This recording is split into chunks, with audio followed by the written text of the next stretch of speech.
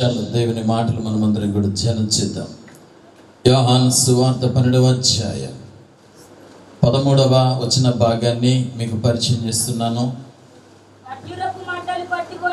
ఖర్జూరపు మట్టలు పట్టుకొని ఆయనను ఎదుర్కొనబోయి జయము ప్రభు పేరిట వచ్చుచున్న ఇజ్రాయేలు రాజు స్తుతింపబడిన గాకని కేకలు వేసిరి.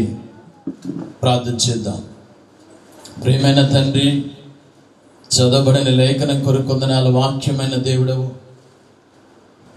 నీ వాక్కు చేత ఈ ఉదయకాల నాతో మాతో మీరు మాట్లాడి మీరు అక్కడికే మమ్మల్ని సిద్ధపరచమని యేసు నామములో అడిగి వేడుకొంచున్నాము తండ్రి, ఆమేన్.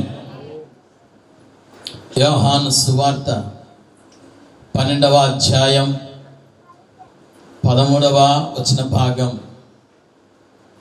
యేసు ప్రభువారు మరికొద్ది గంటలలో ఆయన సర్వ మానవాళి కొరకు రక్షణార్థమై గాయపరచబడి రక్తము కార్చి మరణించి తిరిగి లేచి నశించిపోతున్న తన బిడ్డలను రక్షించుటకై ఆయన బలమైనటువంటి ఒక కార్యం, ఒక ప్రవచన పూర్వకంగా నడిపించబడుతున్నటువంటి మార్గం అది. అందుకు అందరూ కూడా ఖర్జూరపు మట్టలను పట్టుకొని ఆయనను ఎదుర్కొని పోయి దేవునిని మహిమపరుస్తూ ఘనపరుస్తూ ఆ నామములో జయము అని చెబుతూ దేవుని నామాన్ని స్తుతిస్తూ ఘనపరుస్తూ కేకలు వేస్తూ ఉన్నారు. యెరూషలేముకి ముఖ్యముగా 12 గుమ్మములు కలిగినటువంటి ఒక ప్రాకారం. ఎన్ని గుమ్మాలు చెప్పండి? జాగ్రత్తగా మాట మీకు అర్థం కావాలి. 12 గుమ్మాలు కలిగినటువంటి ప్రాకారం. ఈ ప్రాకారం గుండా యేసు ప్రభువారు ఈ 12 గుమ్మాల్లో ముఖ్యమైనటువంటి గుమ్మం తూర్పు గుమ్మం. ఈ గుమ్మములో గుండా ఆయన ప్రవేశిస్తున్నారు. ప్రవచనం ఈ రీతి తెలియజేస్తూ ఉంది. యెహెజ్కేలు గ్రంథం 44వ అధ్యాయం 1 నుంచి 4 వచన భాగాలు. యెహెజ్కేలు గ్రంథం 44వ అధ్యాయం 1 నుంచి 4 వచనాలు. పరిశుద్ధ స్థలము యొక్క బయట గుమ్మం యొక్క మార్గమునకు అతడు నన్ను తోడుకొని రాగా ఆ గుమ్మం మూయబడింది.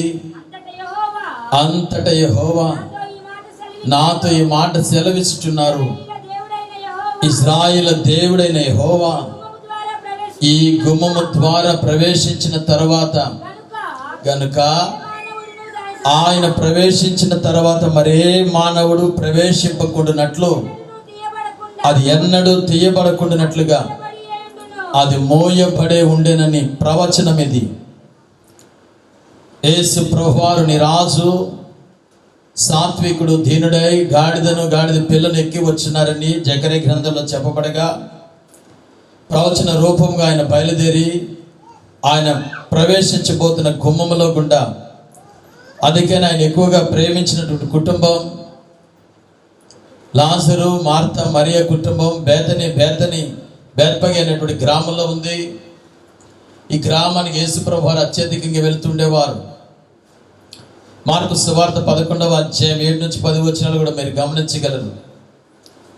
ఆయన ఆ గుమ్మానికి గుండగా అనగా బేతనియా గ్రామంలోనికి తిన్నగా కనబడుతుంది ఈ గుమ్మం. ఒలీవ కొండ మార్గముగా ఈ గుమ్మం నిలిచి ఉంటుంది. ఇందులోనికి ఆయన ప్రవేశించిన తర్వాత మరెవరినూ ప్రవేశింపకుండానట్లు అది మోయబడే ఉన్నది. క్రీస్తు 70లో రోమన్ల పరిపాలన జరుగుతున్న కాలం. టైటస్ అనేటువంటి చక్రవర్తి దేవుని యొక్క బిడ్డలైనటువంటి ఇజ్రాయేల్ ప్రజల మీదకి, ఆ దేశం మీదకి దండెత్తి వచ్చి ఏ మనుషుడు ఉండకుండా ప్రతి వారిని కూడా హతము చేసి పారిపోయిన వారు పారిపోగా మిగిలిన వారందరూ కూడా రక్తమయమైంది, ఏర్లై పారింది. దేవుడు ఏర్పాటు చేసినటువంటి ప్రజలు ఏర్పాటు చేసుకున్న మందిరం ఒక రాయి మీద రాయి కూడా ఉండకుండా పూర్తిగా పడగొట్టి వేశారు. యూదుల అందరూ కూడా చెదరగొట్టబడ్డారు. కారణం లేకపోలేదు. వారు చెప్పారు, ఈ రక్తం మా మీద, మా పిల్లల మీద ఉండును గాక అని. యేసు ప్రభువారు కూడా తెలియపరిచారు, నా కొరకు ఏడవద్దు, మీ కొరకు, మీ పిల్లల గురించి ఏడవండి అని. ఆ దినం చాలా భయంకరమైన దినం. ఆయన చెప్పినట్లే ఆయన గుమ్మలోనికి ప్రవేశించిన తర్వాత క్రీస్తు 70లో టైటస్ అనే చక్రవర్తి వచ్చి పూర్తిగా పడగొట్టి వేశాడు. ఆ తర్వాత 637వ సంవత్సరం ఉమర్ అనేటువంటి ఒక చక్రవర్తి దానిని రాళ్ళతో కట్టివేశాడు. ఆ తర్వాత క్రీస్తు 1743వ సంవత్సరం ఐగుప్తు, సిరియా పాలించింది ఆ దేశాన్ని, ఆ ప్రాంతాన్ని. సిలోమోన్ అనేటువంటి చక్రవర్తి ఇంకా పటిష్టం చేశాడు, ఎవ్వరు కూడా అందులోంచి ప్రవేశించకూడదని. కారణం లేకపోలేదు. యూదులు ఆ యుద్ధాలకు వెళుతున్నప్పుడు ఆయా గుమ్మలోంచి బయలుదేరి వెళుచుంటే వారికి విజయం కలుగుతుంది కనుక పూర్తిగా ఈ గుమ్మాన్ని మూసివేశాడు. 1916 జర్మనీ దేశపు అధికారి అయినటువంటి విలియం గేట్స్పర్ అనేటువంటి అధికారి, ఆయన ఆ గేటులో గుండా ప్రవేశించకుండా ఆ ప్రాంతాన్ని సందర్శించినప్పుడు దాని ప్రక్కన ఒక గేటు పెట్టుకుని అందులోంచి ప్రవేశించాడు.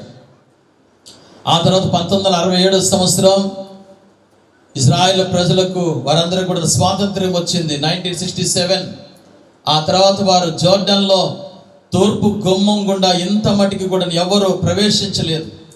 ఆ గుమ్మాన్ని వారి దేశపు అధికారం ఉన్నా దాన్ని తెరవలేదు. కారణం, ఎవరికేమైనా శాపం కలుగుతుంది నాకు భయం. ప్రవచనం చెప్పబడింది ఏమిటి అంటే, ఆయన ఏ రీతిగా వెళ్ళాడో తిరిగి ఆయన వచ్చినప్పుడు కూడాను ఆ ఒలీవల కొండ మీదుగా ఆయన ప్రవేశించబోతున్నారు. తూర్పు గుమ్మం గొప్ప కార్యం జరిగించబడబోతుంది. స్తోత్రం చెప్పండి ఇప్పుడు. హల్లెలూయా.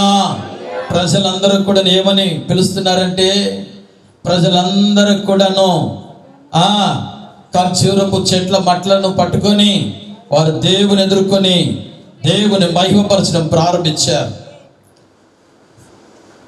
ఖర్జూరపు మట్టలు పట్టుకొని, ఏ మట్టలు చెప్పండి ఇప్పుడు? ఖర్జూర మట్టలు, ఈత మట్టలు, లేకపోతే తాటి చెట్టు మట్టలు, ఇవన్నీ ఒక బ్రాంచ్కి సంబంధించి, ఇవన్నీ ఒక జాతికి సంబంధించినవి. దీన్ని పట్టుకొని వారందరూ కూడా దేవుని మహిమపరుస్తున్నారు. కారణం ఏంటి? అసలు వారికి ఆ మట్టలు ఎక్కడి నుంచి వచ్చాయి? హిస్టరీ బాగా నేర్చుకోవాలి సంఘం. వారికి అప్పటికప్పుడు ఆ మట్టలు ఎక్కడి నుంచి వచ్చాయి? ఆయన వస్తున్నాడని ఎరిగి ముందుగానే చెట్లు మనకులాగా పగలు కొట్టుకొని తీసుకుని వచ్చి మొక్కల చేత పట్టుకున్నారా? లేదు. లేవికాండం 23వ అధ్యాయం 40 వచనం, పస్కా ఆచరించేటప్పుడు తమ పిల్లల మొదటి దినమున, అనగా 7 దినాలు ఆచరిస్తారు. మరియు ఈత చెట్లు, దబ్బ పండ్లు, ఖర్జూరపు కొమ్మలు అందరూ కూడా ఏం చేయాలంటే ఇంటిలో ఉండాలి. అది వారి నీతికి సాదృశ్యం. అందరూ కూడా ఇప్పుడు ఆ దినం ఏం చేస్తుంటే ఆ మట్టలు పట్టుకొని దేవుని మహిమపరుస్తూ ఉన్నారు. జాగ్రత్తగా ఈ మాటలు వినాలి. యేసు ప్రభువారు 3 పర్యాయాలు ఆయన మందిరాన్ని, అనగా ఆయన సిలువ వేయబడ్డానికి మునుపు 3 పర్యాయాలు ఆయన మందిరానికి ఆయన ప్రవేశించారు. మార్కు సువార్త 11వ అధ్యాయంలో మనం చూస్తాం. అక్కడ ఆయన ప్రవేశించిన విధానం గమనించగలం. మత్తయి సువార్త 20వ అధ్యాయం మరొక మారు ఆయన మందిరంలోకి ఆయన ప్రవేశించి అందులో ఉన్నటువంటి వారు ఆయన ఏమి చూచాడో అది చెప్పబడుతుంది. యోహాను సువార్తలో 12వ అధ్యాయం 3వ మారు ఆయన పర్యాయాన్ని, ఆయన చూచిన విధానాన్ని మనం చూడగలం. మత్తయి సువార్త 21వ అధ్యాయం 12వ వచనం, అక్కడ ఒక గుంపు కనబడుతున్నారండి. యేసు ప్రభువారు మందిరంలోనికి అడుగు పెడుతుండగా గుంపు ఏంటంటే క్రయ విక్రయాలు చేసేటువంటి గుంపు. చెప్పండి అందరి గట్టిగా తెరిచి. ఏ గుంపు ఇది? క్రయ విక్రయాలు చేసేటువంటి గుంపు. దేవుని యొక్క సన్నిధిలో ఆ ధనానికి మరియు వారి హృదయంలో దేవునికి స్థానం లేని గుంపు. ఈ గుంపు దేవుని సన్నిధిలో కనపడతా ఉంది.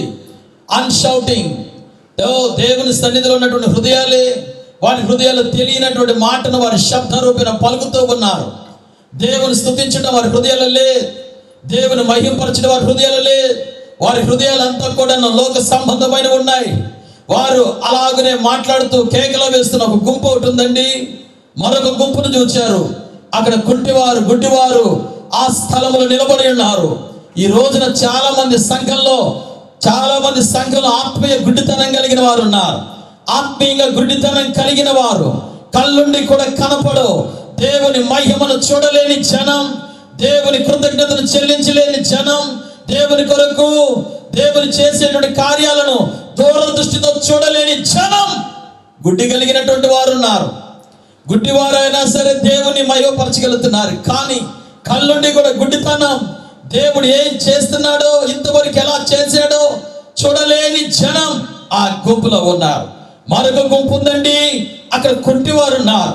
దేవుని మాటని రోజు దినం ఆత్మీయంగా చాలా మంది సంఘంలో పిల్లలు ఏ రీతిగా ఉన్నారనగా, కాళ్ళు ఉండి కూడా దేవుని మాటను బట్టి నడవలేని వారు, దేవుని వాక్కును బట్టి నడవలేని కుంటితనం, దేవుని కొరకు ముందుగా ఎదుర్కొనలేని మరుగుజ్జులం. దేవుని చూడాలని ఒక పొట్టివాడైనటువంటి జక్కయ్య ముందుగా పరుగు పెట్టాడు. కానీ దేవుని చూపించలేని కుంటి వాళ్ళం మనం. దేవుణ్ణే చూపించలేకపోతున్నాం, దేవుని కొరకు పరుగు పెట్టలేకపోతున్నారు, దేవుని కొరకు వాక్యానుసరి నడవలేని కుంటితనం. మరొక గుంపు ఉంది, అక్కడ తాగిపోలేదు. 15 వచనం గమనించండి. 15 వచనంలో ఆ గుంపు ఏంటంటే, వీళ్ళందరూ కేకలు వేస్తుంటే, వీరందరూ కూడా మయోపరుస్తుంటే 15-16 వచనాలు. మరొక గుంపు ఏంటో తెలుసు, అయ్యా పరిశీలన అన్నారు.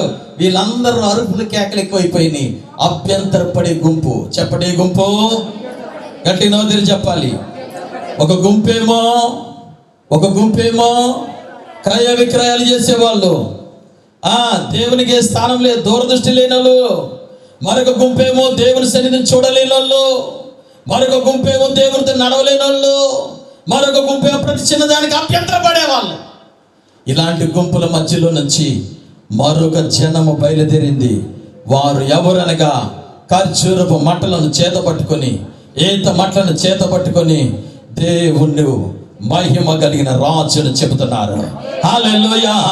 అభ్యంతర పడే వారి మధ్యలో దేవుని స్తుతి చెల్లించేవారు బయలుదేరుతున్నారు.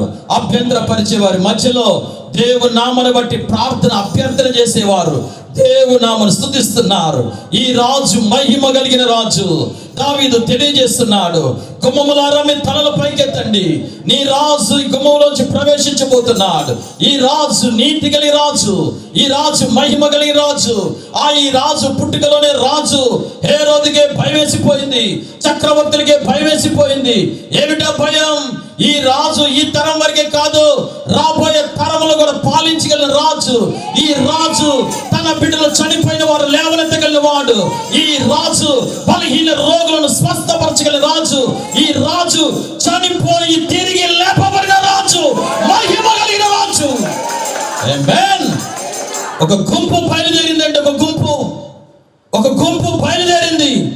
ఏమిటి అనగా, చెట్ల కొమ్మలను పట్టుకొని ఇదిగో దేవుని ఎదుర్కొంటానికి బయలుదేరి వెళ్ళారు.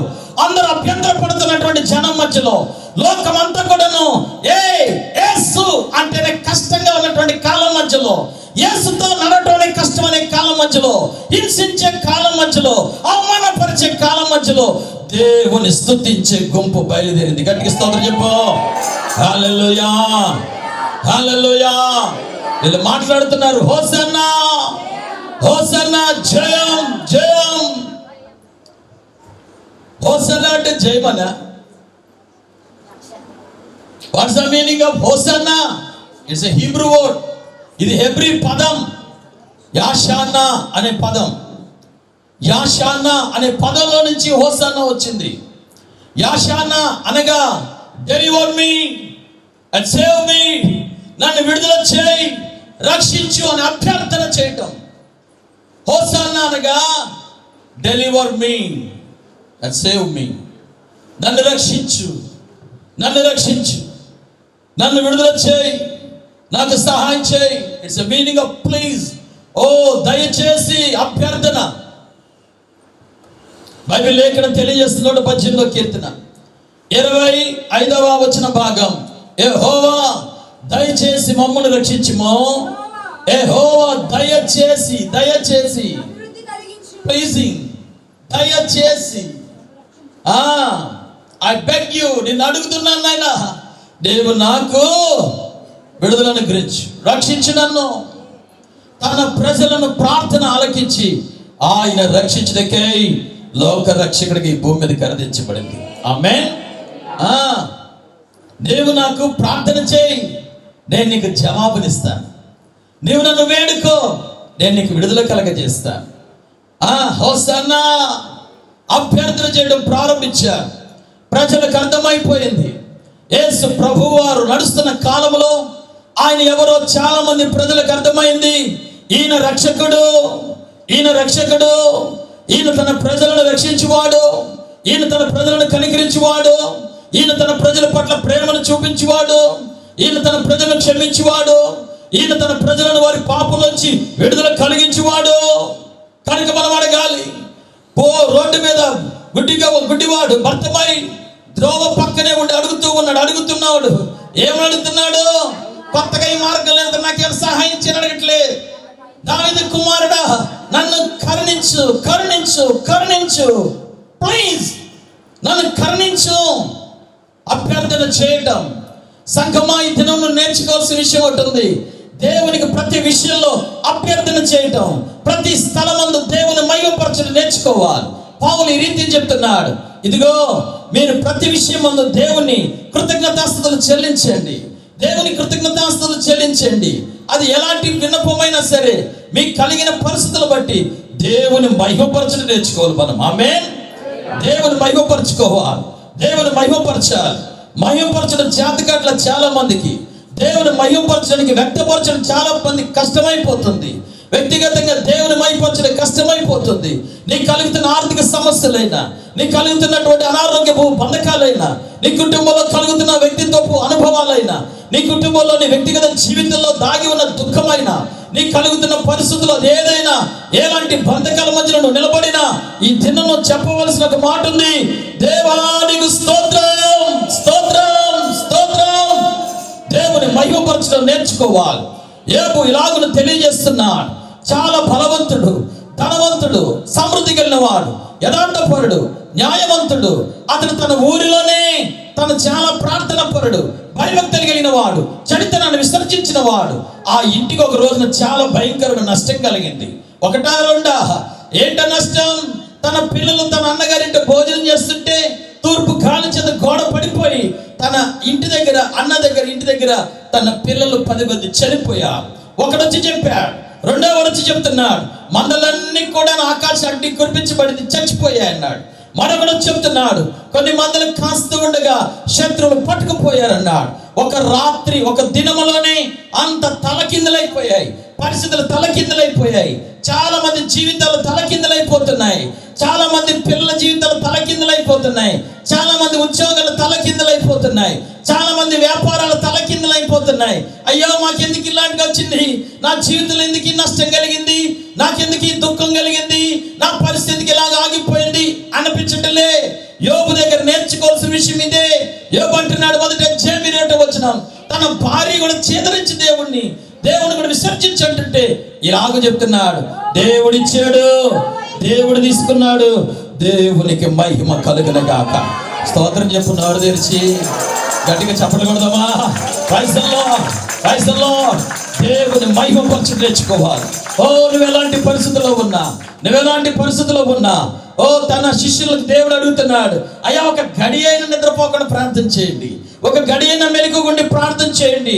చాలా మందికి ప్రార్థన చేస్తే డిస్టర్బెన్స్లు వస్తాయి. చాలా మంది ప్రార్థనే చేత కాదు, అసలు చేయలేరు. చాలా మంది ప్రార్థన చేయాలంటే మనసే రాదు. చాలా మంది దేవునితో గడపడం రాదు.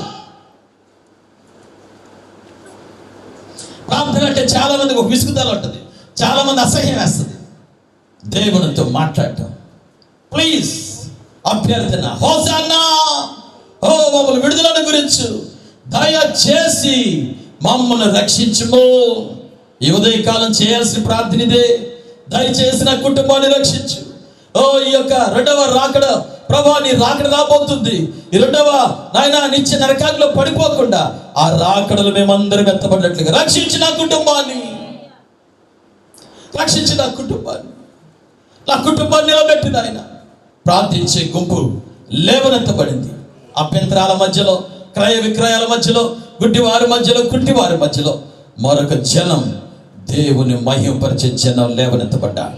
దేవుని సన్నిధిలో ప్రార్థించే జనం లేవనెత్తబడ్డారు. ఇదే మనం నేర్చుకోవాలి దినం. రెండో విషయాన్ని మీకు పరిచయం చేస్తున్నా. హృదయపూర్వకంగా విజ్ఞప్తి చేయటం, మనస్ఫూర్తిగా విజ్ఞప్తి చేయటం. హోసన్నానుగా మనస్ఫూర్తిగా విజ్ఞప్తి చేయటం. ఏం చేయటం?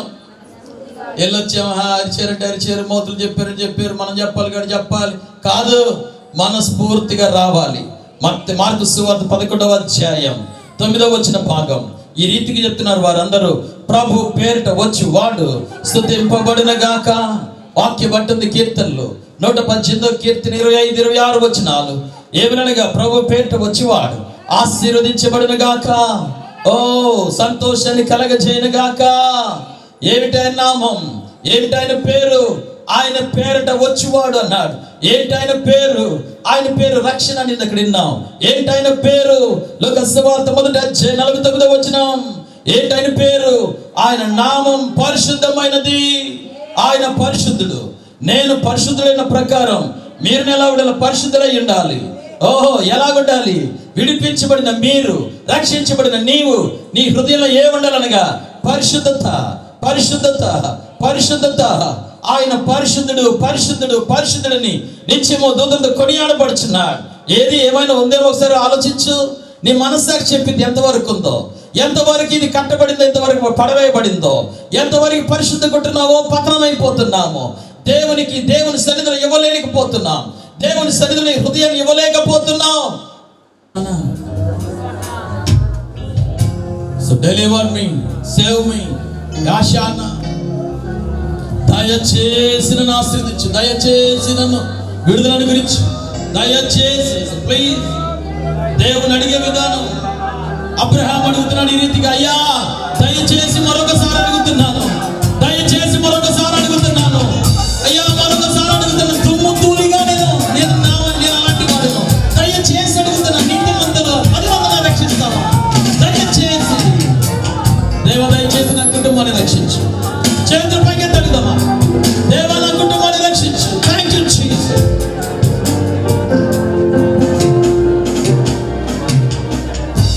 హోసన్నా, హోసన్నా, యూదుల రాజుకే. హోసన్నా, హోసన్నా, రాజుకే. హోసన్నా, హోసన్నా. అందరూ చెప్తాం గట్టిగా. యూదుల రాజుకే. హోసన్నా, హోసన్నా, యూదుల రాజుకే. హోసన్నా. బిగ్గరగా.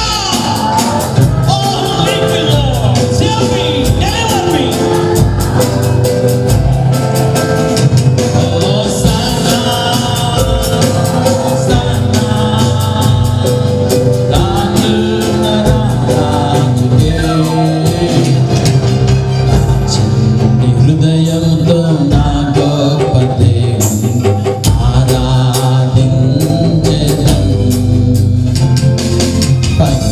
నా కుండను నా కుమ్మరి యొద్దకు తెచ్చి బాగు చేయమని కోరెదను. చెప్తాం.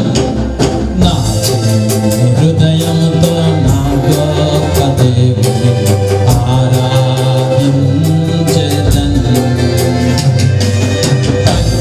నా కుండను నా కుమ్మరి యొద్దకు తెచ్చి బాగు చేయమని కోరెదను.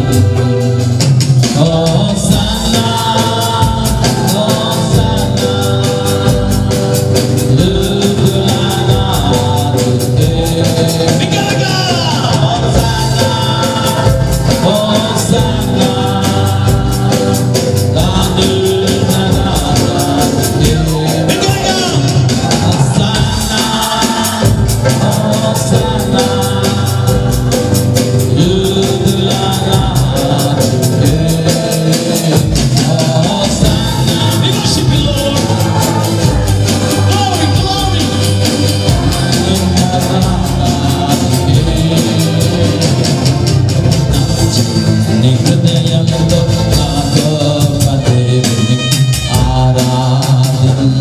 చేదన్